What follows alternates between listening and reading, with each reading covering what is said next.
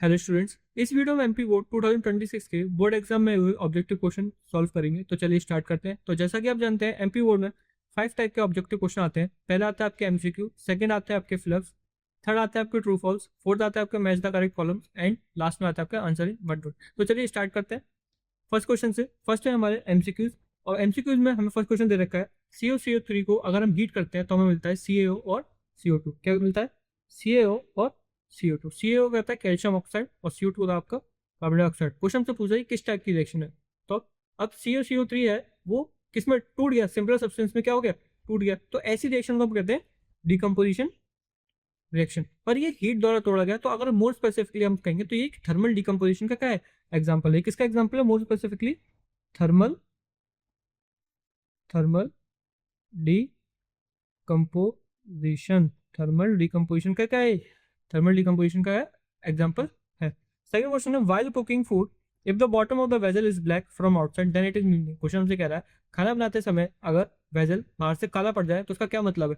तो food is not cooked completely, ये गलत है। Fuel is not burning completely, ये सही। कि जब फ्यूल बर्न नहीं होता तो वो क्या करता है, वेजल के ऊपर एक ब्लैक कलर की लेयर चढ़ा देता है। ठीक है, तो ये ऑप्शन भी हमारा क्या हो जाएगा, करेक्ट हो जाएगा। थर्ड है xylem and plants are responsible for. Question से पूछा है कि प्लांट्स में जाइलम किसके लिए रिस्पॉन्सिबल होता है। तो प्लांट्स में जाइलम आपके ट्रांसपोर्ट ऑफ वाटर के लिए क्या होता है, रिस्पॉन्सिबल होता है। यहाँ ऑप्शन हमारा ए ही करेक्ट हो जाएगा। एक और होता है आपके फ्लोएम। क्या होते हैं फ्लोएम? वो होता है आपके ट्रांसपोर्ट ऑफ फूड के लिए क्या होता है, रिस्पॉन्सिबल होते हैं। ठीक है। फोर्थ क्वेश्चन है the gap between two nerve cell is called. मतलब दो नर्व सेल के गैप की, दो नर्व सेल होते हैं, उनके गैप को हम क्या कहते हैं, उनके गैप को हम कहते हैं स्निप्स। क्या कहते हैं? स्निप्स। ऑप्शन भी हमारे यहाँ पे करेक्ट हो जाएगा। ठीक है। नेक्स्ट क्वेश्चन पर चलते हैं। The anther content. क्वेश्चन से बोल रहा है कि इन चारों ऑप्शन में से एंथर क्या कंटेंट करता है। तो एंथर कंटेंट करता है आपका पोलन ग्रेन। क्या करता है? Pollen grain.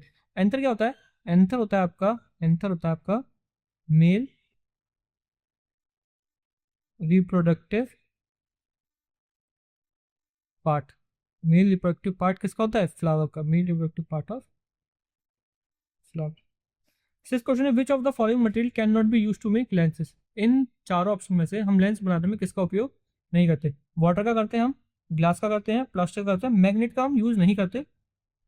तो लेंस बनाने में किसका यूज नहीं करते, मैग्नेट का यूज नहीं करते। ऑप्शन डी हमारे यहाँ पे करेक्ट हो जाएगा। नेक्स्ट क्वेश्चन है हमारे पास fill in the blanks. Fill in the blanks में फर्स्ट क्वेश्चन है हमारे पास, एक सेकंड ये हम रख कर देते हैं यहाँ पे। फिल इन द ब्लैंक्स में हमारा फर्स्ट क्वेश्चन है lymph is called dash tissue. Lymph किस टाइप का टिश्यू है। तो लिम्फ आपका फ्लूइड कनेक्टिव टिश्यू है। ठीक है। In humans dash pair of chromosomes are found. Humans में कितने पेयर ऑफ क्रोमोसोम पाए जाते हैं। तो वो आपका 23 pair of chromosomes are found. The near point of normal eye is about. मतलब क्वेश्चन से पूछा है कि एक नॉर्मल आई का नियर पॉइंट क्या होता है। तो नॉर्मल आई का नियर पॉइंट होता है आपका 25 सेंटीमीटर। ठीक है। नेक्स्ट है द ऐसा यूनिट ऑफ इलेक्ट्रिक करंट। हमसे पूछ रहा है कि इलेक्ट्रिक करंट का ऐसा यूनिट क्या होता है। तो इलेक्ट्रिक करंट की ऐसा यूनिट होती है आपकी एम्पियर। क्या होती है? एम्पियर। ठीक है, जिसको हम कैपिटल ए से क्या करते हैं, डिनोट करते हैं। Electric current always produce dash field. Electric current हमेशा कौन सी फील्ड बनाते हैं आपकी मैग्नेटिक फील्ड। ठीक है।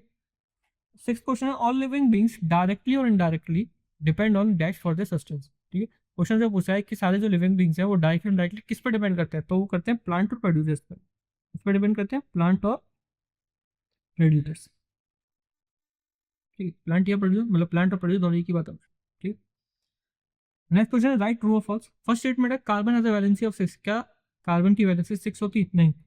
कार्बन की वैलेंसी आपकी होती है, नहीं, कार्बन की वैलेंसी होती है आपकी 4। क्योंकि कार्बन का एटॉमिक नंबर क्या होता है, कार्बन का एटॉमिक नंबर होता है आपका 6। तो उसका इलेक्ट्रॉन कॉन्फ़िगरेशन क्या होगा, 2 और 4। अब इसको अपना ऑक्टेट पूरा करने के लिए कितने इलेक्ट्रॉन की जरूरत होता है, वो है 4। तो उसकी वैलेंसी कितनी हो जाएगी, 4।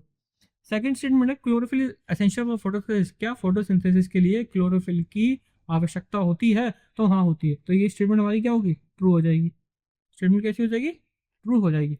सेकंड है the focal length of spherical mirror is half of its radius of curvature. Question से बोल रहा है कि स्फेरिकल मिरर की जो फोकल लेंथ होती है क्या वो रेडियस ऑफ कर्वेचर की हाफ होती है।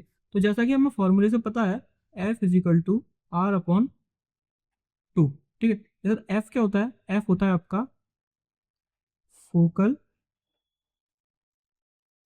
लेंथ, और R क्या होता है, R होता है आपका रेडियस ऑफ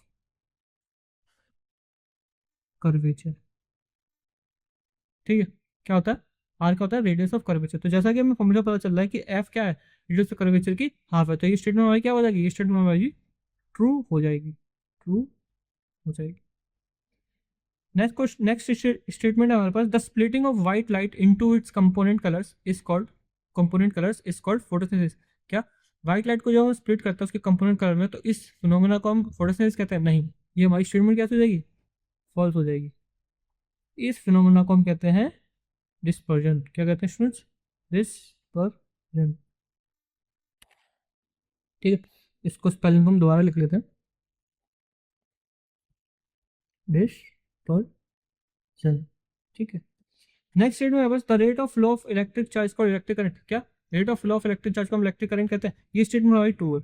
क्या है स्टेटमेंट, ट्रू है। हमारे फॉर्मूले से पता है rate of flow of charge per unit time is called electric current. Magnetic field lines are close कब, क्या मैग्नेटिक फील्ड लाइंस क्लोज कब बनाती हैं, हाँ बनाती है। ये स्टेटमेंट हमारी कैसी हो जाएगी, ट्रू हो जाएगी। क्लोज कर्व भी बनाती हैं और कंटिन्यूस कर्व भी बनाती हैं। कैसा बनाती हैं, कंटिन्यूस कर्व भी बनाती हैं, कंटिन्यूस कर्व भी बनाती हैं, ठीक है। नेक्स्ट क्वेश्चन है मैच द करेक्ट पेयर्स, हमें ए में से बी को मैच करना है। फर्स्ट है रेस्पिरेशन, तो रेस्पिरेशन क्या है, रेस्पिरेशन आपकी एक एक्सोथर्मिक रिएक्शन। फर्स्ट का क्या हो जाएगा,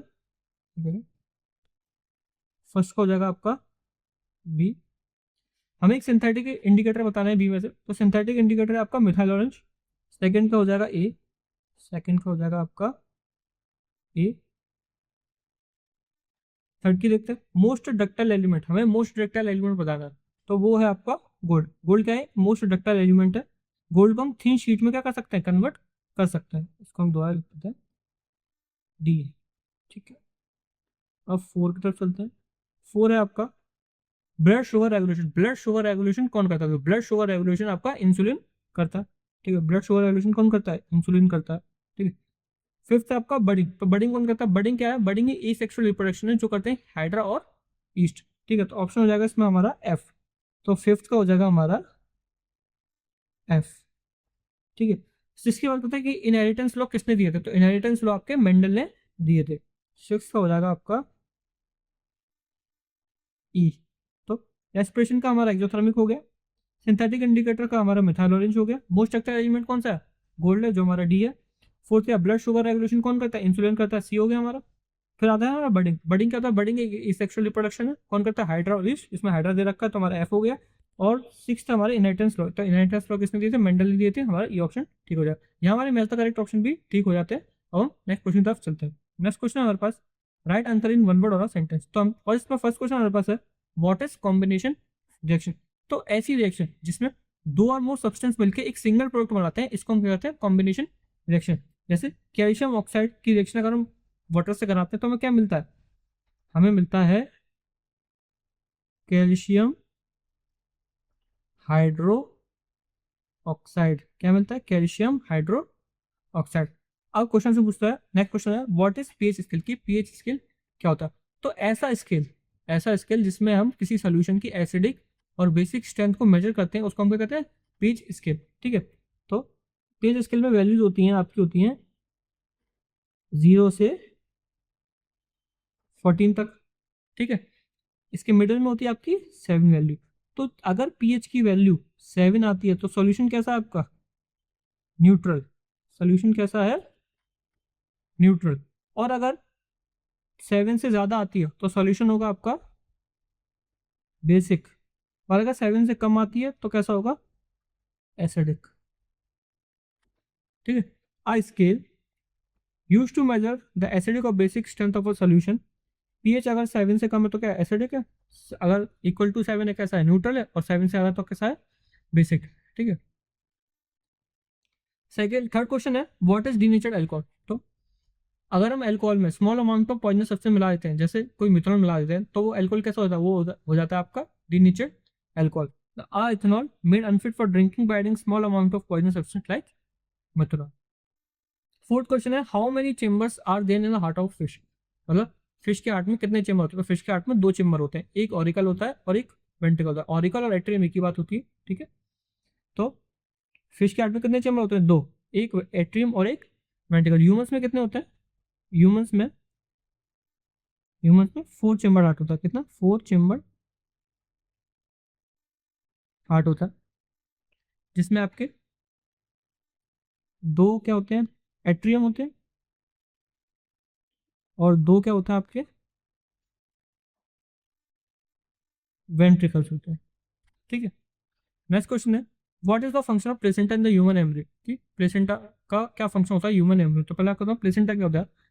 placenta placenta is a temporary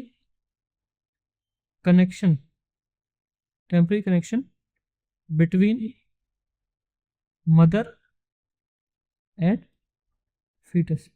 तो मदर एंड फीटस के बीच में जो टेम्पररी कनेक्शन होता है उसको हम क्या कहते हैं, प्लेसेंटा। अभी प्लेसेंटा करता क्या है, ये जो एम्ब्रियो होता है, जो फीटस होता है, उसको क्या करता है, ऑक्सीजन सप्लाई करता है, न्यूट्रिएंट सप्लाई करता है, और जो एम्ब्रियोनिक वेस्ट होता है उसके रिमूवल में भी ये क्या करता है, हेल्प करता है। It supplies nutrients and oxygen from the mother to the embryo and remove the embryo waste product, ठीक है। लास्ट क्वेश्चन हमारे पास है write the name of the assignment of potential difference. Potential difference की assignment क्या होती है, तो पोटेंशियल डिफरेंस की असाइनमेंट होती है आपकी वर्ड, जिसको हम कैपिटल वी से डिनोट करते हैं। तो स्टूडेंट्स यहाँ हमारे ऑब्जेक्टिव क्वेश्चन खत्म होते हैं। नेक्स्ट वीडियो में हम इसके 2 मार्क्स वाले क्वेश्चन स्टार्ट करेंगे।